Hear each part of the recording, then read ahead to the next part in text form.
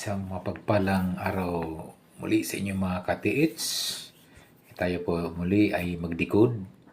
Mayroon mga pinapadala yung ating katiits upang magpapatulong pagdikod mga katiits. Okay, itong mga katiits ay yung kanyang pinadala ay para siyang hugis.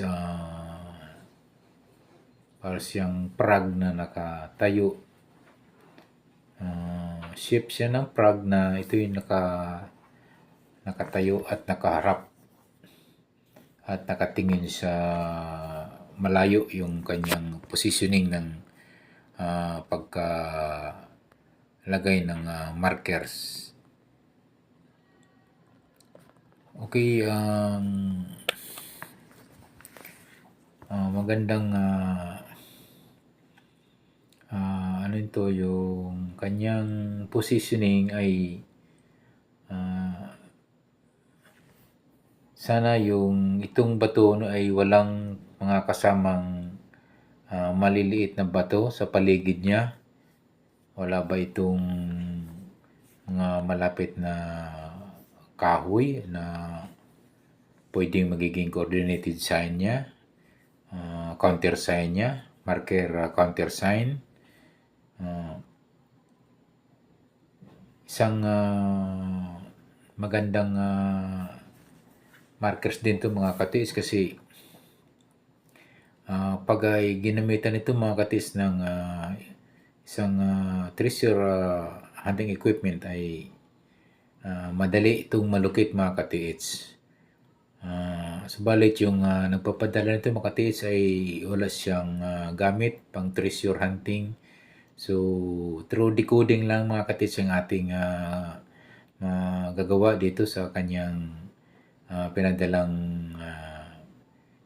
image ng prag na ito'y nakaupo at mukhang nakasipat ito, nakatingin sa harapan ang itong prag nito. So, ang aking assessment nito, ang pag-analisa ko nito mga katiits ay ito yung prag nito mga katiits ay wala siyang, tingin ko ay wala siyang mga kamay. So, talagang hugis prag lang na may dalawang mata, nakasipat mga katiits sa may bandang kanan yung kanyang pointing ng kanyang noo mga katiits. So, sa tingin ko mga katiits nito ay mayroong itong tinitingnan sa di kalayuan sa kanyang kinalalagyan. So, ito yung mga katiits ay isang indication na may malapit na item sa kanyang area. So, ginawa natin mga katiits ng isang ginamitan ng compass, north, south, east, and west, yung kanyang image ng prag na ito'y nakatingin yung kanyang kanang mata sa right side. So mukhang mayroon siyang sinisipat sa may right side area niya. So i-check niyo yung mga katiits kung itong area nito na baka mayroong mga kahoy o may mga bato pa nakasama na pwedeng counter sign yung mga katiits yan. Kasi itong sa tingin ko itong prag na ito at medyo nakaangat yung mata niyang bandang kanan at nakasipat doon sa medyo itaas. Sa medyo nakapaling yung mata niya doon sa taas. So, posibleng meron siyang tinitingnan doon sa bandang ibabaw. Bandang in between west and north mga katiits. So, magandang illustration to mga katiits kasi ang upo niya, parang upo ay yung posisyon niya ng prag ay meron siyang, yun nga, mayroon siyang sinisipat sa may bandang kanan niya. Pwede nyo mga ka-teach yan i-locate kung meron kayong detector or locator, yung bandang kanan niya within 5 meters mula dun sa kinalalagyan niya. So, yung una mga ka-teach, try nyo yung bandang east ng 3 meters at i-check nyo kung baka mayroong bato dyan, mayroong kahoy na nakatayo dyan o mga old tree, yung mga rocks dyan na nakapaikot sa kanya na magiging countersign niya mga ka-TH. So, tingnan nyo mula sa kanyang kinalalagyan, 3 meters ang layo, distance. I-check nyo mga ka-TH na baka mayroong itong countersign yung kanyang pagka-posisyon. Kasi nga hindi level yung, tingin ko yung kanyang mata, hindi level na pagkano, mayroong isang naka-upper portion, yung isa nasa baba. So, sa tingin ko mga katits, ito ay mismo yung area, yung sa paikot niya mga katits, i-check nyo ng maigi. Pwede nyo rin i-check mga katits yung bandang west. So, opposite yan mga ka-TH. Sabi nga ang pagdikod mga ka-TH ay mayroon minsan pabaliktad yung kanilang countersign. Minsan yung mga marking signs nila ay pabaliktad, opposite. So, madalas naman minsan sa east mga ka-TH, pwede rin yung i-counter yung kanyang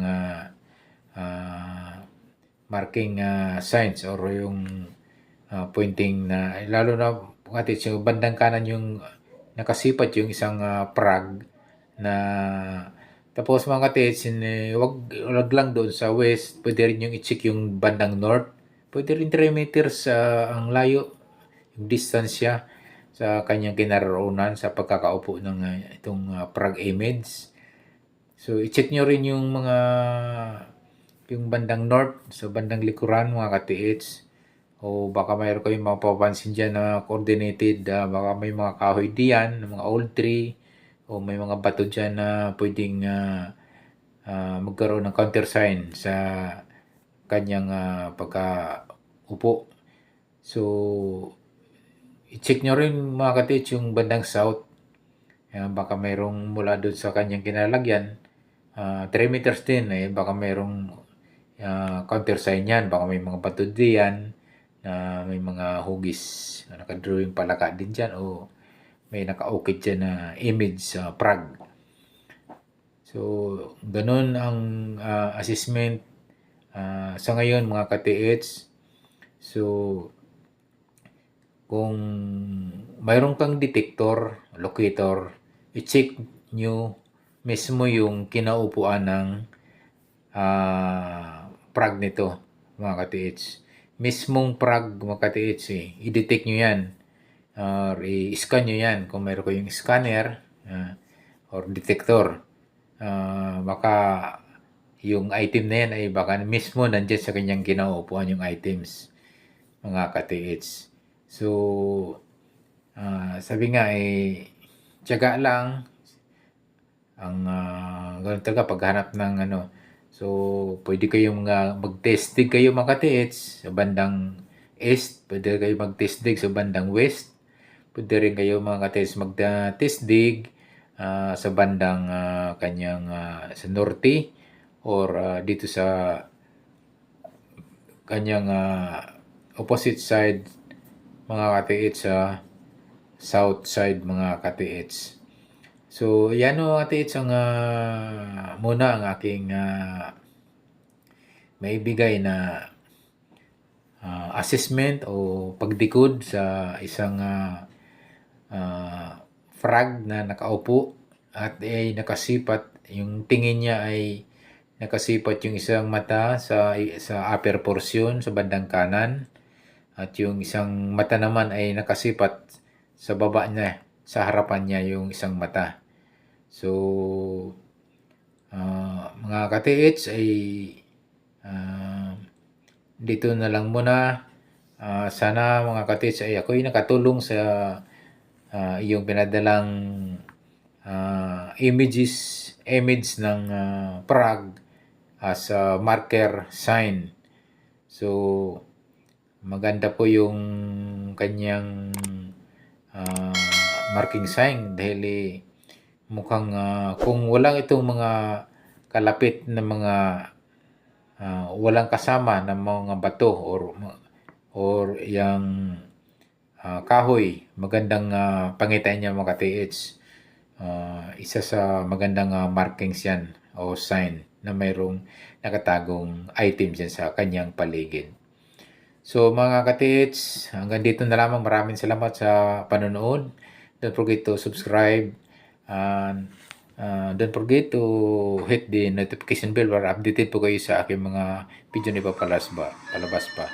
Thank you so much. God bless as always.